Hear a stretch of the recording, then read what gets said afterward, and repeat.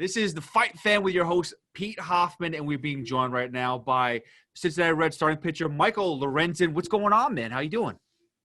Nothing much. I'm doing good. I'm out here in Arizona, Goodyear, Arizona for spring training. I just got to the facility, did my COVID test, and now we're on to the radio show. Is this what? How many tests is this so far for you? Just the first one of the season, or what? No, we've been doing it. We do one every other day. A saliva test every other day, and usually get the results back by the next day. So it kind of flows to where everyone makes sure that they're tested negative as they come in to the facility. Do you think who's been tested more? Do you think you or Dana White? Well, so Dana, it looks like they do the nose swab test, which we don't do, which is good. Brutal. So Brutal, yeah, the nose swab tests don't look fun. I've had like 3 of them already, man. It is not fun. It's the saliva that's the way to go if you're gonna choose. Oh yeah.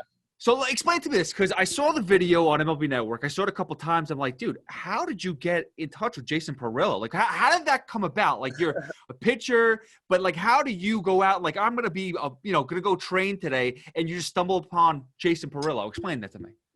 Yeah, so I follow some fighters, and I would always see him post, video of this gym in the Ruka gym there down in Costa Mesa. And so I looked it up, and I found that it was in Costa Mesa, and I bought a house probably like 15 minutes from the facility there, Ruka headquarters. And I actually just DM'd him on Instagram and said, hey man, I've been, do you do privates? That's really what I said. Do you do just one-on-one, privates? And he said, yeah, absolutely. And we scheduled one literally for the next day, and I was going in. I've been going ever since during the off seasons and having a good time with that. So it's been awesome, man. It looks crazy. I mean, he's one of the best boxing coaches out there. So, I mean, that to me is just like that's like a crazy to be in that. Like, who else do you train with besides Jason? Do you train with other fighters as well, or is it just you and him, just one-on-one most of the time? It'll just be me and him, and then obviously I'm just kind of sitting and watching him train Cheeto. And Luke Rockhold and all these studs. BJ Penn was in there the other day when I was in there, just kind of sitting back and watching and seeing how they go about it. And kind of, it's just a completely different vocabulary than I'm used to speaking. And I've been training for the past, since 2015. I started going to Tito's gym in Huntington Beach, actually, there with the guy there. And I got into Muay Thai there. And then, so I've just kind of like every city I'm living in at the time, I kind of hit someone up and see if I can go in and train. And, it's worked out so far. And, but yeah, it's like a completely different vocabulary, like I was saying. And so learning, like you'll see elite athletes, and you'll watch them put on boxing gloves or something, and they look like they don't look very athletic at all. Like they look, that they're lost. And so that's kind of, I just want to learn the vocabulary, learn the movements, and I'm just fascinated by it all, and self-defense, and just obviously, like, I tell people all the time, it may have nothing to do with baseball, but it has, at the same time, it has everything to do with baseball. It's all the same movements. It's all learning the body, and like if he tells me one thing and it clicks with the body, it's like, whoa, that's how, okay, I could use that on the mound now. You know what I mean? And you just never know by doing different things what might click for me, on the baseball field. Now, does that, like, because you've watched clearly what's been going on with the no fans being in the octagon and whatnot, and the coach is basically like throwing out what they want, the combos they want, and all different codes and stuff like that. Have you learned different codes as well now? Because pitching with no crowds, it's got to be a little bit more difficult to deal with that in the major leagues as well. So have you picked up like different not cheat codes, but different like combinations, I guess you could say? No, not really. He's not like teaching too many combinations. He's just kind of you kind of got to use your eyes, and he doesn't call out, 1, 2, 3, 1, 1, 3, whatever. He's just, wherever you see his mitt kind of thing, you're hitting it. And, which has kind of been good for me, because he always says, use your eyes, use your vision, use your eyes, like see where the glove is, see where the mitt is, and hit it and know what punch to throw. And so it's kind of developing that way to where you're kind of flowing through it. And you're not, like that computer part of your brain isn't functioning. You're more in that flow state, which is it's pretty neat. And then, but yeah, pitching with no crowds, it was different at first. and I think the hardest part was you could hear the other dugout, and guys talk a lot of crap, and so usually you don't hear that stuff. So you give up a double, and guys are talking crap, and you take it personal. You want, and so I think there was a lot more bench clearing stuff last year than probably normal. But as the season went on, they started playing the PA system a lot louder, like the fake fans and stuff a lot louder. So you couldn't really hear anybody. So they made it as game-like as possible. When you did get into those scuffles, you feel confident with your skills? Like, I could take all these guys. They have no idea that I can.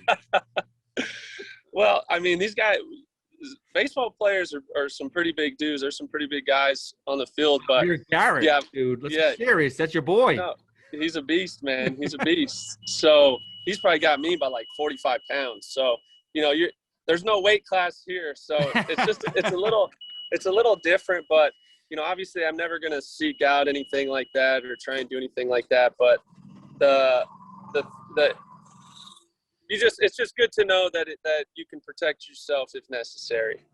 Well, that's the point of it. That's really the aspect of it. That's how I want my kids to get involved with it too, because it's like, in this day and age, you want to be able to control yourself, be disciplined, but learn to protect yourself. So it's like, I feel like MMA teaches everybody that all different levels. You know what I mean? At 100%, man.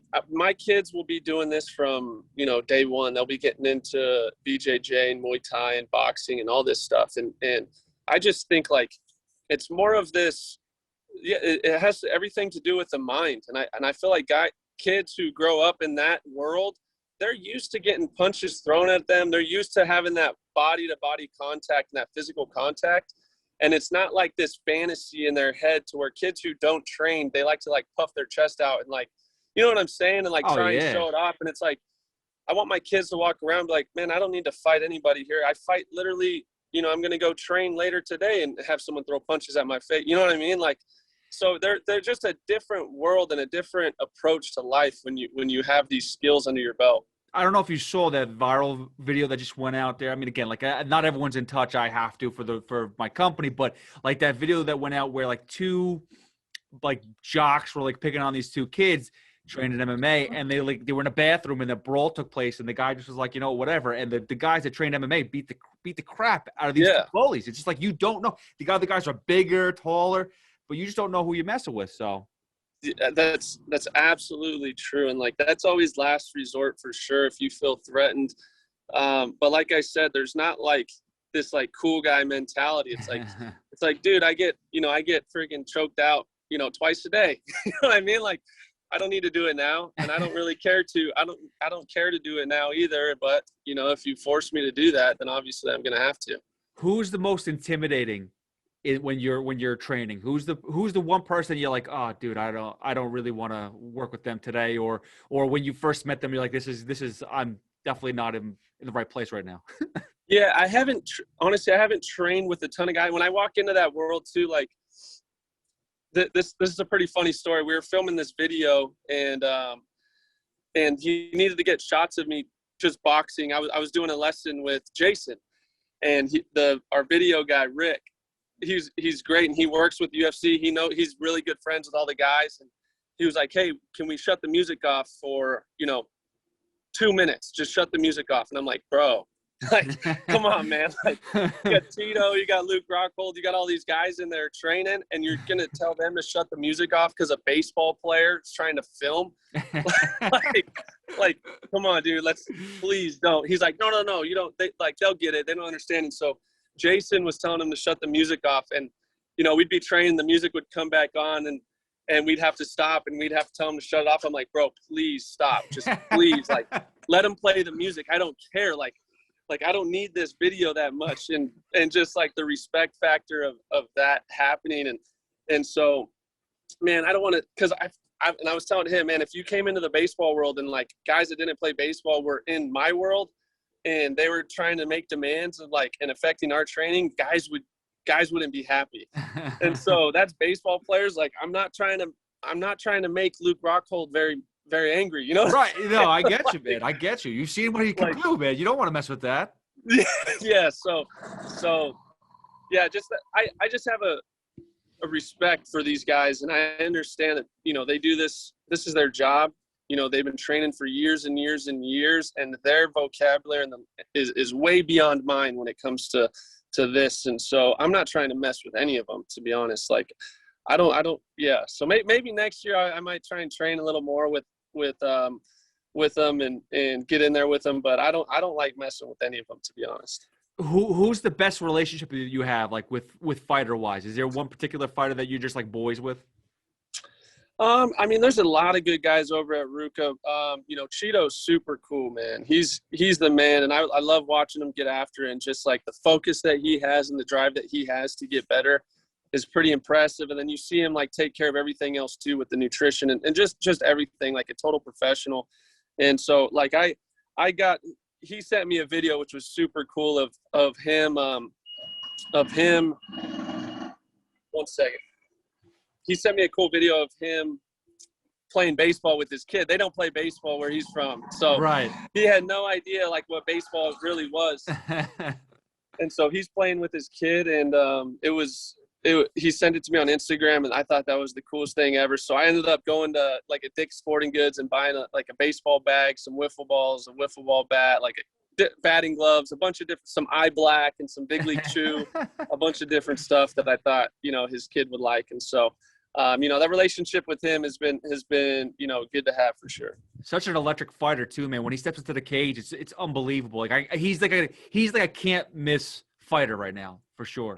100%, man. And he has that fighter mentality in him. He's not going to back down to anyone. And he just does not care. And you have to have that kind of carelessness to it too. Like, you know, you see the best athletes of like, they're not afraid to fall on their face. Like they don't have that fear that's going on in the back of their head of what if I go out and fail. It's like, no, I'm just going to go out and do what I know how to do, and it's going to be good enough, and I know it. And so I see that in him, and it's like I said, it's fun to watch. I just interviewed Rosenstrike, who's fighting this weekend versus Cyril Gahn. I just interviewed him yesterday, and I was talking to him about the Francis Ngannou fight because that, if you recall, like they fought. It was a very quick fight. Francis Ngannou was a beast, quick hands, took one really good shot, and that was it, lights out. But the next fight he beat Junior Dos Santos, and the recovery period. You think about that, like getting knocked out in the cage to come back the next time and to not even have like an inkling of you've been there, you got knocked out last time, but you come back and it's just like you have to do it on a daily basis. You every 5 days you get on that mound, and even pitcher to batter, you have to clear your head. It's a completely different world. Yeah, absolutely. There's so many correlations with the mentality of, you know, fighting and what I do on the mound. And the only thing is, like, you know, getting knocked out, like you're waking up in the hospital, you're in the hospital. Like if I have a bad game, I'm just showing up to the field the next day, you know what I mean? No problem. And so, you know, there's that fear. There's definitely that mental game that's going on with a fighter that's on a completely different level than me. But, you know, definitely of like, having to throw every 5 days, or when I'm thrown out of the bullpen, having to, you know, literally throw, say you give up a 3-run homer to give up the lead, literally that next night you're back in there in that same situation, and your team's relying on you to get the job done. And just that mental battle of like, you know, accepting that challenge and not necessarily being afraid of that challenge, but just enjoying it. Like how much joy, how much can you enjoy? You know, the bigger the challenge, the more enjoyment that you find in it. And so like, almost like challenging yourself and battling against yourself. I think that's like, you know, fighters, I hear Conor McGregor talk about that all the time. It's not me against whoever I'm fighting. It's me against myself. And I'm just able to beat myself. I'm able to beat my mind and all the doubts that everyone generally has in their mind. I don't have those because I'm just able to beat those. And so you know, digging into that a little bit has been super fascinating to me, and trying to relate that on the mound. You know, Michael, the one thing that I have a kid who's growing up, he loves baseball. Like that's his sport. He loves it so much. One question I have for you as an athlete, when did you figure out that you were better than everybody else? Like, when did you realize that you were special? Yeah, I mean, there's different levels for sure. Like Little League, you know, is a little different. I was definitely probably the better one of the Little League. And then, you know, you play travel ball, and a lot of the kids are good, and the team that I played on, and you know, as you grow up, you go through different phases of growth to where, you know, half the team has went through a growth spurt and you haven't gone through yours yet. You know what I mean? And so now you've fallen back on your development to where everyone else is pushing forward, because, you know, one of their strides to first base is 3 of yours because you haven't grown yet. You know what I mean? So like there's been a lot of ups and downs to where it's like, oh yeah, I'm going to be really good. And then, you know, you're like, oh wait, you know, I'm not as good as anyone anymore. And then, but you know, for me, I always just tell people and tell kids, like, it's consistency. It's just showing up every single day and being consistent.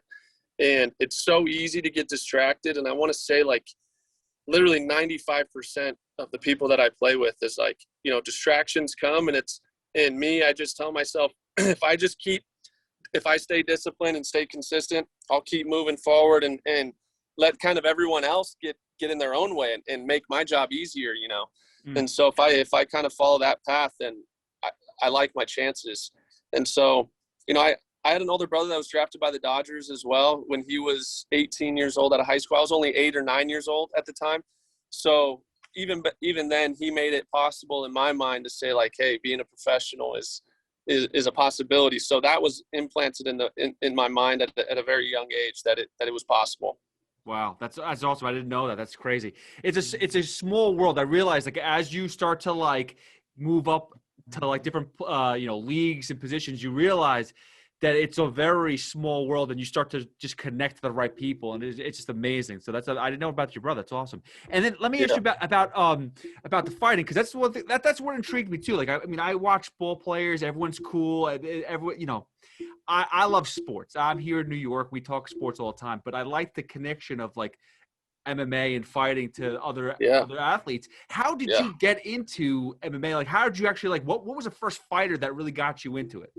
Yeah, so my brothers were big into it. My brothers are 10 and 9 years older than me, and then the other one's 4 years older than me. And they were into, you know, Tito and Chuck Liddell, and so I was watching it way back then when, you know, Zions was sponsoring the UFC, and like my brothers were taking all the Zion supplements because, you know, and so I remember that. And then I followed it, you know, just from kind of a distance for a while. And then Conor McGregor came out, and I'm like, dude, the guy was just so transparent about the way he thinks and the way he does things and his approach to everything that I felt that instant connection with him. Cause I went through an up and down rookie year and didn't like the way I finished. And I thought the way I finished wasn't physically bad. It was more like mentally, like my mind got in my way. It wasn't my stuff. I was always good enough. I still am always good enough, but it's always like the mental aspects that might get in the way. And so finding a guy who's like super transparent about the way he thinks and the way he approaches the game and is really good at it and goes out there and does what he says he's going to do. For me, it just blew my mind to like, I just went into this deep study of, you know, who he was and how he thinks and his approach to everything. And it's honestly, it's made me like a way better baseball player when it comes to my approach to the game. And so, yeah, like really, really him is who got me, you know, pulled me back into it. And I still follow him pretty closely. Mystic Mac for sure, man. Yeah, you know, it's amazing because he does have that star power, and you see the change in his personality between what he did against Aldo, the Nate Diaz fights, the Eddie Alvarez fights, and then this past fight with Dustin Poirier. It was it's a completely different person. I feel like. Am I wrong with that? Yeah, for sure. I think yeah, he goes through different phases of like how I think it just depends on the fighter and how they present themselves to him. And that's how he's like, okay, that's how I'm going to approach it then. You know, if you're going to come at me, then I'm really going to come at you and different things. Cause like even with Max Holloway, when he first fought him, it wasn't too crazy. You know, it was like, you know, I respect him. He's a good guy and stuff like that. So I think it really comes down to like, all right, if you're going to try and come at me, I'm going to show you like, it's not going to work for you. And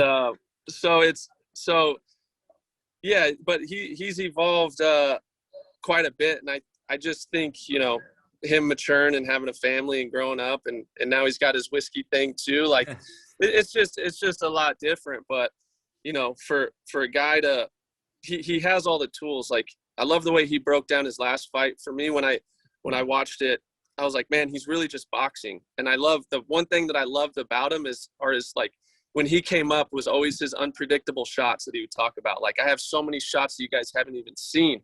Like, I'm so unpredictable.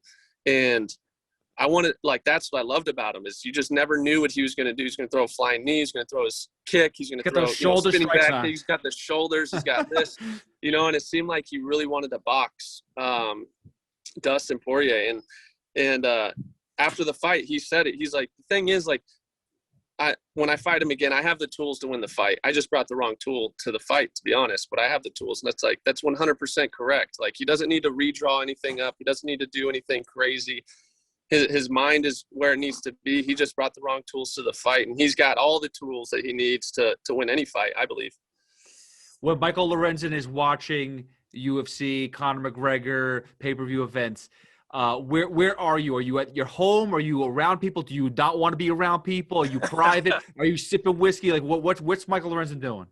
So I'm going to be at home in my own environment, and then I'll invite whoever wants to come over can come over and watch it. But I'm making sure that, like, it's my TV, everything. I'm in control of all that stuff, because I don't want it going black or going blank all of a sudden and me missing out. So there, and then I had a teammate that was awesome enough to invite me to. Joey Votto took me to Conor's champ fight when he won that fight. So we were there at Madison Square Garden. Oh yeah, me too. That was awesome, dude.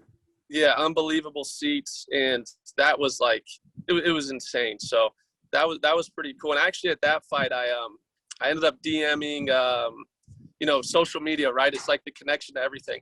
I ended up DMing his movement guy, Ido Portal, who's like, out of Israel and stuff. And I've been working with him since 2017 as well, and in touch with him since 2017 as well. So I've just been doing different stuff like that. It's been awesome. That's great, man. That's fantastic. Was that the first fight you ever went to UFC wise, or you were at other events prior to that? That was the first fight I'd ever been to live. So wow. Pretty solid first fight. If you ask me. I would think my first fight was at the Prudential Center. I'm trying to remember who was the main event. I remember Frankie Edgar was on the card. It was back in like 2009. We were all the way up on the rafters. And then like 8 years later, it's like at MSG. I'm like, this is crazy. It's like, it's a whole different world. But it's just, I was at the Nate Diaz BMF fight. There you go. Masvidal. But I mean, listen, yeah. I wish I was at the Jorge Masvidal Ben Askren fight. Like, that's what do you think about that, by the way? What do you feel about like the Ben Askren versus, what is it, Jake Paul that's coming up? How do you feel about those type of fights?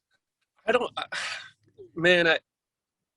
know. I guess if guys need to make money, so why not? Like, it's a job. You're getting punched in the face your entire life. You deserve to make some money.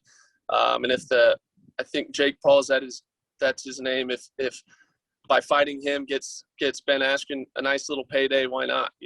Why not? So Askren's deserve it after that last knockout with Masvidal. He definitely deserves it. Do you think he has a chance? Because I asked this, listen, you don't have to get into it. I know you might have ties with Ben Askren. He's a good dude. I don't think he's going to get knocked out, because I think he's got more defense than Nate Robinson. But, I mean, it's something I don't want to really watch, so I'm just kind of nervous as an MMA fan, Yeah. No, yeah. I have no idea. I just think like we talked about the different language. He speaks that language. He speaks that, combat language, to where like Nate Robinson, he played basketball, and you don't really speak that language, even though you may try to. But I know that the Jake Paul, he's new to boxing too, but I feel like he's got that youth on his side, to where he's sparring probably every single day, throwing taking shots. You know what I mean? Like, he's in the war because he's got that youth on his side to be able to do those things and bounce back the next day. So it's just a different animal when it comes to training and prep. So that's where I think Jake Paul kind of like was able to get way ahead of Nate Robinson when it came to that. Like, he had youth on his side. He was able to train as hard as he wanted to when it came to sparring and all. I saw some videos of sparring, man. He looked good, and he was throwing shots, and I'm sure he took some too. But he's like I said, he's young, so he can bounce back from them.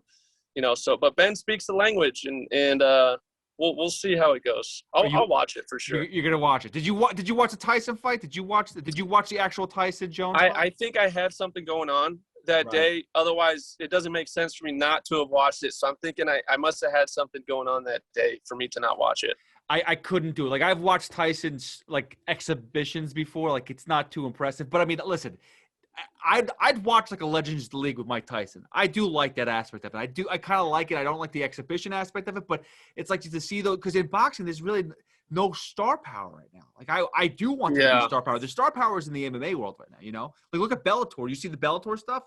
They have like a Grand Prix coming out. Like Yoel Romero went to Bellator. That's pretty nuts, dude.